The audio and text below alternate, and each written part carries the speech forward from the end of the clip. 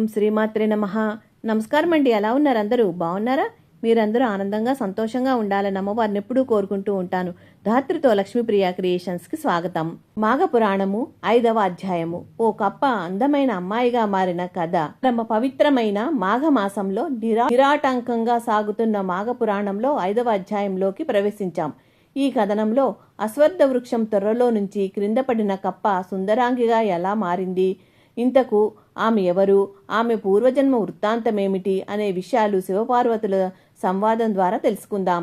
శివపార్వతుల సంవాదం. కైలాసంలో పరమశివుడు పార్వతితో, పార్వతి అశ్వత్థ వృక్షం తొర్రలో నుంచి బయటపడిన కప్ప సుందరిగా మారడం చూచి గౌతమ మహర్షి ఆశ్చర్యంతో ఆమె వృత్తాంతము గురించి వివరించమని కోరగా, మునికాంత అయిన సుందరాంగి ఇలా చెప్పడం మొదలుపెట్టింది అని చెబుతాడు శివుడు. మాఘపురాణంలో 5వ అధ్యాయాన్ని మొదలుపెట్టాడు. ఇలా చెబుతూ శివుడు మాఘపురాణంలోని 5వ అధ్యాయాన్ని మొదలుపెట్టాడు. మునికాంత పూర్వజన్మ వృత్తాంతము. మునికాంత గౌతమ మునితో, మహర్షి, నేను పూర్వజన్మలో జ్ఞానసిద్ధి అనే ముని కుమార్తెను, ప్రజ్ఞాముని భార్యను. మేము కావేరీ నది తీరంలో ఆశ్రమము నిర్మించుకొని నివసిస్తూ ఉండేవాళ్ళం. నా భర్త సమస్త ధర్మములు తెలిసినవాడు, గొప్ప ఆత్మజ్ఞాని. అతను ప్రతి నిత్యము కావేరీ నదిలో స్నానం చేస్తూ తపస్సు చేస్తూ ధర్మాచరణములు చేస్తుండేవాడు. తన భార్యను మాఘ వ్రతము చేయమని కోరిన ప్రజ్ఞాముని. ఇంతలో మాఘమాసం వచ్చింది. నా భర్త ప్రతిరోజు కావేరీ నదిలో మాఘస్నానం చేస్తూ మాఘమాసానికి అధిపతి అయిన శ్రీమన్నారాయణ్ణి భక్తి శ్రద్ధలతో పూజిస్తూ ఉండేవాడు. ఒకనాడు ఆయన నన్ను కూడా మాఘస్నానానికి రమ్మని పిలిచాడు. మాఘస్నానం చేసి నది ఒడ్డున శ్రీహరిని ధూపదీపాలతో ఫలపుష్పాలతో అర్చించి మధుర పదార్థాలు నివేదించి నది ఒడ్డునే మాఘపురాణము శ్రవణము చేయమని నన్ను ప్రోత్సహించాడు. మాఘమాసం మొదలు ఈ విధంగా శ్రీహరిని పూజించి పురాణ శ్రవణం చేస్తే కోటి యజ్ఞ ఫలితం లభిస్తుందని, శాశ్వత ముక్తి లభిస్తుందని నా భర్త ఎంత చెప్పినా నేను వినలేదు. మాఘవ్రతాన్ని హేళన చేసిన మునిపత్ని. నా భర్త చెప్పిన మాటలు వినకుండా నేను మాఘం ఏమిటి, స్నానం ఏమిటి, ఈ చలిలో ఎవరైనా స్నానం చేస్తారా, నేను సూర్యుడు నడినెత్తిన మీదకు వచ్చే వరకు ఆశ్రమం నుంచి బయటకు రాలేను, అలాంటిది సూర్యోదయంతో చల్లని నది నీటిలో స్నానం ఎలా చేస్తాను, మీరు చెప్పిన కర్మ విశేషములను చేస్తే చలిలో నేను మరణిస్తానంటూ మాఘస్నానాన్ని చులకన చేస్తూ మాట్లాడాను. నేను శపించిన ప్రజ్ఞాముని.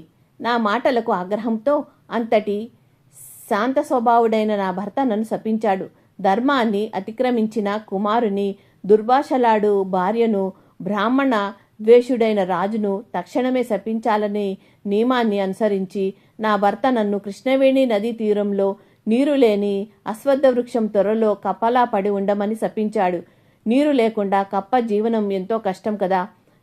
నా పొరపాటునకు చింతించి నా భర్తను నా శాప విమోచనము చెప్పమని ప్రార్థించగా, ఆయన ఎప్పుడైతే కృష్ణవేణి నదీ తీరంలో మాఘశుద్ధ దశమి రోజున గౌతమ ముని చేసే మాఘవ్రతాన్ని చూసి మాఘపురాణం శ్రవణం చేయటం వల్ల నా కప్ప రూపము పోయి మామూలు రూపం వస్తుందని తెలిపాడు. ఈరోజు మీరు చేసిన మాఘవ్రతాన్ని చూసిన పుణ్యానికి నా అసలు రూపం వచ్చిందని గౌతమునికి చెబుతూ నమస్కరించింది మునిపత్ని. మునిపత్నికి పతివ్రత ధర్మాన్ని బోధించిన గౌతముడు. మునిపత్ని చెప్పిన మాటలు విన్న గౌతముడు చిరునవ్వు నవ్వుతూ, పతివ్రత అయిన స్త్రీ భర్త మాటలను అతిక్రమించరాదు. చలికి భయపడి మాఘస్నానం చేయకుండా నీ భర్త మాటలను అతిక్రమించి అపరాధము చేశావు కాబట్టి నీవు కప్ప రూపంలో పడి ఉండాల్సి వచ్చింది.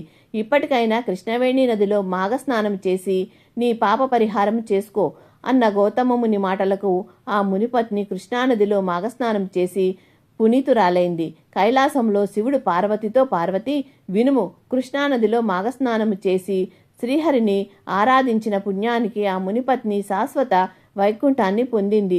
ఇదే మాదిరి మాఘమాసంలో దైవవశాత్తు కేవలము ఒకసారి మాఘస్నానం చేసిన ఫలానికి ఒక శూద్ర దంపతులు ఏ విధంగా సద్గతులు పొందారో 6వ అధ్యాయంలో తెలుసుకుందామంటూ శివుడి 5వ రోజు అధ్యాయాన్ని ముగించాడు.